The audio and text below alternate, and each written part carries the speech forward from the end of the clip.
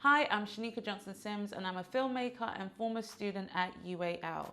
And today we're going to speak about how to plan for a film shoot. Pre-production is the second stage in the production process, and it is vital that you give it the time it deserves and have all the documents that are needed to help you get through that process as smoothly as possible. So today I'm going to go through 7 steps that you need to remember when planning a film shoot. Step 1 is finalize your script. Whether you're making a documentary or a narrative film, the script holds all the mini beats that pushes your story along. So I'll suggest making sure that you are confident with the direction of it. You can still make small tweaks, but pretty much this is a story that you're going to be presenting to people, and they're going to decide based on the script and other elements, of course, if they want to get involved or support your film. Step number 2, make a budget. The next question is, how are you going to actually spend that money? How are you going to decide on what deserves more than other things? And this is where getting down to business on your budget is important. On the flip side, if you have a low to no budget, which to be honest, I've been on both sides, all you then have to look at is, okay, if I have no money to make my film, what are the resources that I can tap into to get the support? Lack of money enables you to be extremely creative. So as a fun task, I would say always shoot a low to no budget film just to find out if you can actually tell a story, or are you just a good collector of great locations and equipment. Step number 3 is to schedule. Understanding how long you need to shoot your film, how many days you're going to shoot, is definitely something you need to do before you reach out to anyone. And this schedule is not just for the production, it's also for the post-production and for your release date. Understanding exactly what days and months roughly you plan to finish shooting, to have your first cut, to have your final cut, to actually share your film. Those are important milestones for you to communicate to your cast and crew so they have a good understanding of when they can expect to see the film.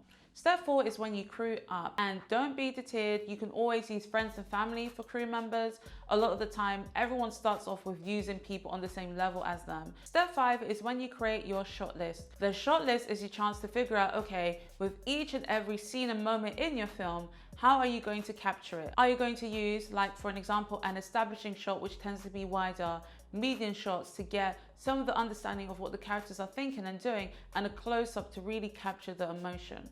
The more you work on your shot list, you can really think about how long that's going to take to set up, the order of which you shoot things in. Can you shoot different scenes with the same lighting setup and camera setup? You know, maybe having 10 different locations with 50 different shots is not going to be doable for my 2-day shoot.